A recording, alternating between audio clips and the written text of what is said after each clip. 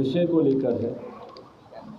खैर वो विषय लंबे समय से बिहार में चल रहा है, पर उसका एक और पक्ष जिस तरीके से उभर कर सामने आया, ये हमारे प्रदेश की चिंताओं को और ज़्यादा बढ़ाता है। ये बात किसी से नहीं छुपी कि बिहार में किस तरीके से अपराधियों ने अपनी जड़ों को न सिर्फ मजबूत कर लिया है, बल्कि पूरे प्रदेश को अपनी गिरफ्त में ले लिया। और मौजूदा सरकार कहीं ना कहीं असहाय दिखती है इन अपराधियों के सामने। और मुझे कहने में इस बात को कहीं कोई संदेह नहीं है कि कई जगहों पर तो संरक्षण प्राप्त है इन अपराधियों को बिहार सरकार का। पर आज नहीं 2 दिन पहले जिस तरीके से एक और घटना सामने आई, ये अपराधियों के मनोबल को और इस सरकार की नाकामियों को उजागर करता है। अगर पुलिस अधिकारियों की हत्या अगर हमारे प्रदेश में होने लग जाए तो आप बताइए भैया, बिहारी कहाँ जाएगा? अभी तक तो आम बिहारियों की हत्याएं हो रही थी, गरीब किसान मजदूरों की हत्याएं हो रही थी, व्यवसायिकों की हत्या हो रही थी। पर आज जिस तरीके से अपराधियों की गोली के शिकार अब अधिकारी होने लग गए हैं, जो पुलिस विभाग में लंबे समय से कार्यरत हैं, जब उन लोगों की अब हत्या की जा रही है, क्या इस पर भी मुख्यमंत्री नीतीश कुमार जी खामोश रहेंगे? आम बिहारी मरते हैं तो इनको फर्क नहीं पड़ता, पर आज जब इन्हीं के विभाग के लोगों की हत्या की जा रही है, तब भी अगर मुख्यमंत्री खामोश रहेंगे तो ये प्रदेश कहाँ जाएगा? भाई, जिनकी जिम्मेदारी हम लोगों की रक्षा करने की है, आज उन्हीं लोगों की हत्या की जा रही है। मैं जिक्र कर रहा हूँ जिस तरीके से नंदकिशोर यादव जी की हत्या कर दी गई 14 तारीख को समस्तीपुर के मोहनपुर में ओपी थाना अध्यक्ष के तौर पर ये वहाँ पे कार्यरत थे। 14 तारीख को इनकी हत्या की गई। 15 तारीख को ये जानकारी सामने आई। अब मुझे नहीं पता कि विलम्ब किया गया जानकारी देने में कि मुख्यमंत्री जी को भैया झंडा फहराना है, उससे पहले ये जानकारी सामने नहीं है, जो भी है। पर एक अधिकारी की हत्या हुई है यहाँ पे, जो प्रशासनिक सेवा में थे, जो बिहार प्रदेश के लोगों की सुरक्षा के लिए जो काम कर रहे थे। और ऐसे में अगर मुख्यमंत्री नीतीश कुमार जी, जो हमारे प्रदेश के गृह मंत्री भी हैं, अगर अब भी वो खामोश रहते हैं, तो आप बताइए कैसे मनोबल आप बढ़ाएंगे? बिहार पुलिस में जो लोग तैनात हैं, कैसे उनको इस बात का सुरक्षा का भाव मिलेगा भैया कि अगर आज हम जिनके लिए लड़ रहे हैं, कल को अगर हमारे साथ कुछ होता है तो ये सरकार हमारे साथ खड़ी है।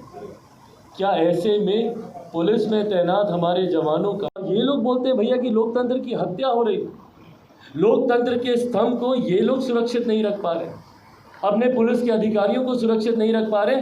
पत्रकार, जो लोकतंत्र का चौथा स्तंभ है, पत्रकारों की हत्या हो रही है हमारे राज्य में। जिस तरीके से अररिया में, रानीगंज में, वहाँ पर जिस तरीके से विमल कुमार यादव जी की आज सुबह उनकी गोली मारकर हत्या कर दी गई। आपके राज्य में पत्रकार सुरक्षित नहीं है मुख्यमंत्री जी, आपके राज्य में पुलिस के अधिकारी सुरक्षित नहीं है, तो आम बिहारी तो बहुत दूर की बात है भाई। आम बिहारी ने तो अब आपसे उम्मीद तक छोड़ दी है। जितनी हत्याओं पे अब हम जाते हैं, वहाँ के लोग खुद रोते हैं, खुद अपने आंसू पोंछ लेते हैं। मांग तक उन्होंने रखना छोड़ दिया है कि भैया क्या मांग रखेंगे, क्या मिलेगा इस सरकार से हमें। उम्मीद बहुत बड़ी चीज़ होती है, और जब आप किसी की उम्मीद तोड़ते हैं, जब आप किसी की आस तोड़ते हैं मुख्यमंत्री जी, तो उसका सब कुछ मिट जाता है। आज अगर बिहारी जीता है तो इस उम्मीद पर जीता है कि चलिए हमने जैसे तैसे अपनी ज़िंदगी बिताई, पर कल को हमारा आने वाला भविष्य तो बेहतर रहे। पर जब आप इस मंत्री जी ने इसके खिलाफ एक शब्द बोलना ज़रूरी समझा, जाना ज़रूरी समझा, परिवार की उचित मदद करना ज़रूरी समझा, गृह मंत्री होने के बावजूद अपने ही विभाग के एक अधिकारी की हत्या पर आज मुख्यमंत्री मौन है। कल को बताइए ना भाई, प्रशासन के लोग क्यों जाएंगे, क्यों वो जाकर भिड़ेंगे अपराधियों से, जब उनके सामने इस तरीके के उदाहरण है कि भाई कल को हम मर भी जाएंगे तो हमारे परिवार का आंसू पोंछने वाला कोई नहीं है। और किस बात पर उनकी हत्या की गई? मवेशियों का के साथ जिस तरीके से अपराधी उनके साथ वो कर रहे थे, उसको लेकर उनकी हत्या की गई। उसके विरोध में ये अधिकारी वहां पर गए और उसके बाद मुख्यमंत्री ने एक शब्द इस पर बोलना जरूरी नहीं समझा। 15 अगस्त को जब वो झंडा फहरा रहे, शहीदों को याद कर रहे और बड़े बड़े ज्ञान की बातें कर रहे, और आज जब उन्हीं के राज्य बगल के जिला में समस्तीपुर की घटना, रहने वाले वो अलग है, समस्तीपुर की घटना, और उस पर उन्होंने एक शब्द बोलना जरूरी नहीं समझा। बार बार इसी बात को हम कहते हैं भाई कि जब तक प्रदेश के मुख्यमंत्री, जो प्रदेश के गृह मंत्री भी हैं, जब तक वो सुरक्षा का भाव नहीं देंगे, और ये सुरक्षा का भाव अधिकारियों को भी देना जरूरी है भाई, तभी उनका मनोबल बढ़ेगा, तभी वो और मुस्तैदी से जाके, कोई लड़ने से डरता नहीं है भाई। और हमारे बिहार पुलिस के जवानों में इतनी क्षमता है कि वो सीने पे जाकर गोली खाएंगे और डट कर लड़ेंगे और सामना करेंगे, और वो कर भी रहे भाई, कर भी रहे। सामने इतने अपराधी होते हैं, अकेला एक जवान जाकर उनसे भिड़ जाता है, डरता नहीं है वो। पर कम से कम एक सुरक्षा का भाव तो वो चाहता है इस सरकार से कि आज हम आपके लिए लड़ रहे हैं और सर्वोच्च बलिदान देने को तैयार है हम आपके लिए, पर हमारे जाने के बाद हमारे परिवार का क्या? कम से कम कोई जाकर उनके आंसू तो पोंछ दे। और इसी तरीके की एक और घटना, और ये तमाम ये लोकतंत्र की ये स्तंभ है। जो लोग बोलते हैं कि लोकतंत्र की हत्या की जा रही है, मुख्यमंत्री नीतीश कुमार जी जब INDI गठबंधन के साथ जब ये जाते हैं, वहाँ जाकर ये बड़ी बड़ी शब्दावली का इस्तेमाल करते हैं। फैशन बन गया आजकल बोलना। विपक्ष के लोगों को कुछ नहीं मिलता तो 2 शब्द इनके हर भाषण में आपको सुनाई देंगे। लोकतंत्र की हत्या हो रही है, संविधान खतरे में। मजाक है क्या ये देश? क्या ये देश इतना हल्का है कि इसमें कोई भी आएगा और लोकतंत्र की हत्या कर देगा? क्या डॉक्टर बाबा साहब भीमराव अंबेडकर का बनाया गया संविधान इतना कमजोर है कि बात बात में वो खतरे पे आ जाता है? और कौन लोग बात कर रहे हैं भैया लोकतंत्र की हत्या की? जिन्होंने खुद जनादेश का 2-2 बार अपमान करने का काम किया। 15 का जनादेश किसके लिए? महागठबंधन के लिए। सरकार किसके साथ चलाई? NDA के साथ। 20 का जनादेश किसके लिए? NDA के लिए। सरकार किसके साथ चला रहे? महागठबंधन के साथ। क्या ये लोकतंत्र की हत्या नहीं है? क्या बार बार आप जनादेश का आप अपमान कर रहे हैं? रहिएगा इस गठबंधन में, ताकिएगा उसमें, रहिएगा उसमें, ताकिएगा इधर। ये कैसा लोकतंत्र है भैया आपका? 5 साल तक आपको श्रद्धेय अटल जी याद नहीं आते। महागठबंधन में जा रहे हैं तो उनको आंख दिखाने के लिए, और दिल्ली तो गए थे ही आंख दिखाने, नहीं मतलब हकीकत में भी आंख दिखाने गए थे। एम्स गए थे अपने आंख का इलाज, क्योंकि बिहार के किसी अस्पताल पे इनका विश्वास है। एम्स में गए थे अपनी आंख का इलाज करा, पर आंख तो दिखा कर आएंगे अपने गठबंधन की उम्मीद तोड़ है। क्यों मेरे बच्चे भैया कोटा जाने, क्यों जाने? और वहां जाकर वो आत्महत्या कर रहे हैं। क्यों? क्योंकि जो परिवार उनको कंफर्ट देता, वो परिवार उसको यहाँ पर रखने के लिए सक्षम नहीं। उसको पता है कि मेरा बच्चा यहाँ पे रहेगा तो आगे नहीं बढ़ पाएगा, क्योंकि यहाँ पर जाएगा, डिग्री का कोर्स करने जाएगा तो 3 साल के कोर्स में उसको 5-6 साल लग जाएगा, और 5-6 साल के बाद जाकर कहीं पे उसको कोई डिग्री मिल गई तो नौकरी मांगने जाएगा तो यही सरकार उस पर लाठी चलाएगी। तो इसीलिए ये उम्मीद बिहारी खो चुके हैं और अपने बच्चों को जीने मरने की चिंता किए बिना दूसरे राज्यों में भेज रहे हैं, शिक्षा के लिए, रोजगार के लिए। वहाँ वो लड़ रहे हैं जीवन से, अपमानित हो रहे हैं, पर अपने राज्य में वापस नहीं आ पा, आत्महत्या कर रहे हैं दूसरे राज्य में। कोटा में अभी परसों जिस तरीके से एक बच्चे ने आत्महत्या करी, क्या मुख्यमंत्री जी ने एक बार उसके परिवार से जानना चाहा, पूछना चाहा कि भाई क्या हुआ, क्यों हत्या की?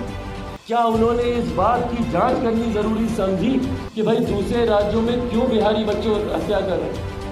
एक जांच टीम उन्होंने भेजना ज़रूरी समझा कि जाए जाकर इसकी जांच करे। भाई स्थानीय प्रशासन लीपापोती करेगा, आपको तो अपने प्रशासन पे विश्वास होगा ना, पर नहीं करेंगे आप, क्योंकि आपको फर्क ही नहीं पड़ता। ये तो वो मुख्यमंत्री हैं जो मुस्कुराते हुए बोलते हैं कि अच्छा यूक्रेन में इतना बिहारी बच्चा गया है, हमको तो पता ही नहीं। केंद्र सरकार यूक्रेन से बच्चों को ला रही है फ्लाइटें भर भर के युद्ध के समय।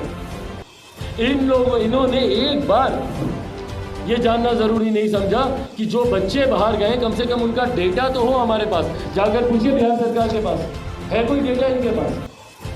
एक आदमी की जानकारी इनके पास नहीं है कि कितने बिहारी बिहार छोड़कर दूसरे प्रदेश में गए। और फिर बोलते थे 2005 में कि हमारा सपना है कि जो पलायन कर कर गए हैं वो वापस अपने प्रदेश में आए।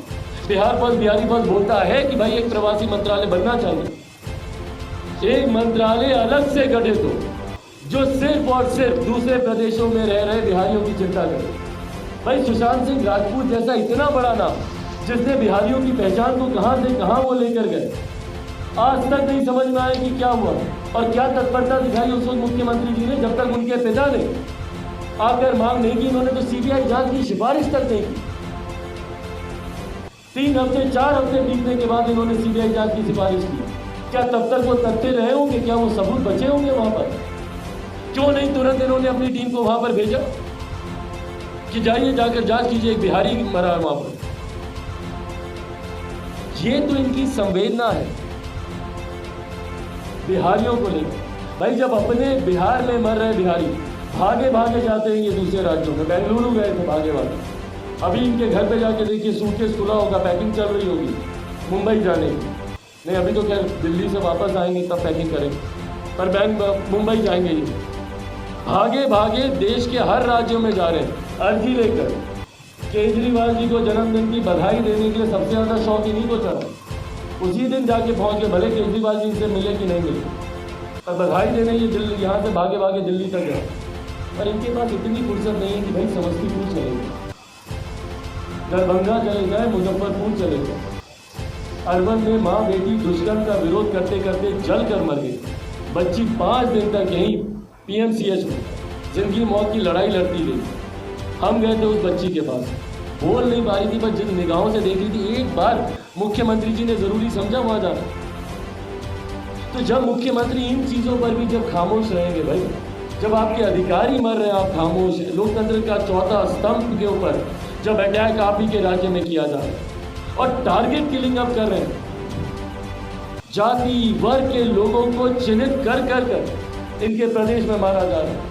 अनुसूचित समाज के वर्ग के लोगों को देख लीजिए, चौकीदारी के पेशे में जो लोग हैं, चौकीदार को ऐसी जगहों पे गश्त पे भेजा जाता है, निहत्थे उनको भेजा जाता है जहां पर आए दिन उनकी हत्या की जा रही है और मुख्यमंत्री खामोश है, इनको कोई फर्क नहीं पड़ता।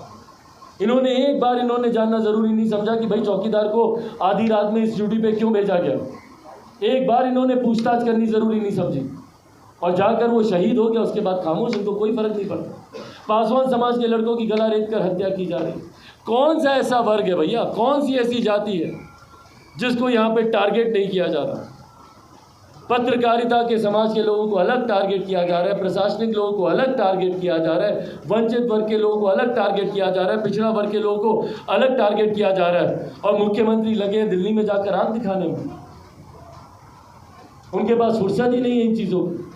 और आज जब बिहार एक तरफ अपराधियों से ग्रस्त, वहीं बार बार हम बोलते हैं कि भाई हम कोई भविष्यवक्ता नहीं, पर यह बात हर बिहारी जानता है कि इन महीनों में बिहार में बाढ़ सुखाड़ आती है।